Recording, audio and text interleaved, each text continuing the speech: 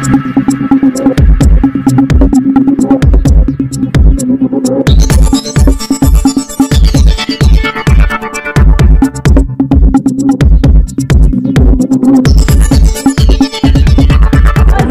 के ऊपर हो रहे अन्याय के खिलाफ हितेंद्र ठाकुर अपने सहयोगियों के साथ अनशन पर बैठे। जी हाँ, आपको बता दें कि सोमवार 10 फरवरी 2025 की सुबह चेंबूर पश्चिम के गवान में गवान ग्राम संघर्ष समिति के अध्यक्ष हितेंद्र ठाकुर के नेतृत्व में स्थानीय भूमिपुत्रों के ऊपर किए गए अन्याय के खिलाफ आमरण उपोषण किया गया। इस आमरण उपोषण में पुरुषों के साथ साथ महिलाएं भी बड़ी संख्या में शामिल हुईं। बता दें कि गवान ग्राम के स्थानीय निवासियों का कहना है कि टाटा पावर के दशरथ पवार और मुरली विजय कदम इन्हें कई सालों से परेशान करते आ रहे हैं।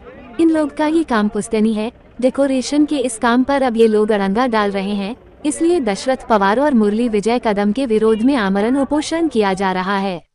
अब यहाँ के भूमिपुत्रों को न्याय की आस शासन और प्रशासन से है।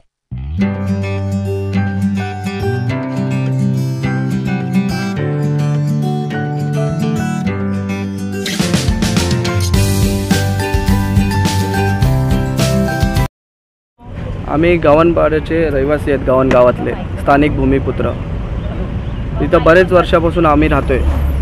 इथं बरेच वर्षापासून आम्ही राहतोय। पकडू काय? इथं बरेच वर्षापासून आम्ही राहतोय।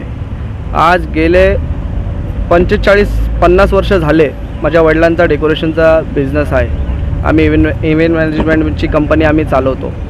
आमच्या घराच्या समोरच आम्ही सर्व डेकोरेशनचं सामान आहे ते बरेच वर्ष झालं आम्ही ठेवलं। कधीच कुठल्या टाटा कंपनीच्या साहेबांनी आम्हाला त्रास दिला नाही ना कधी कोण काय बोललं। आज फक्त 2 वर्ष झाले हे दशरथ कुमार आणि कदम साहेब जे आहेत ते आलेत आणि ते एवढं त्रास द्यायला लागलेत ना, म्हणजे आमच्या घरातली पोरं जे घरात आमच्या येतात त्या पोरांना पण ब्लॅकलिस्ट केले आणि आमचा जे डेकोरेशनचा बिझनेस आहे तो पण करायचा नाही। कॉन्ट्रॅक्टरला सांगतात बसून 2-2, 3-3 तास बसवतात की गव्हाण गावातली तुम्ही लोकल पोरं घ्यायची नाही। कारण काय? ते येऊन मारहाणी करतात का काय करतात? काम करतात ते। तुम्ही आम्हाला कॉन्ट्रॅक्ट पण द्यायला मागत नाही, तुम्ही आम्हाला डेकोरेशनचं काम पण द्यायला मागत नाही, मग आम्ही करायचं काय? आता आमच्या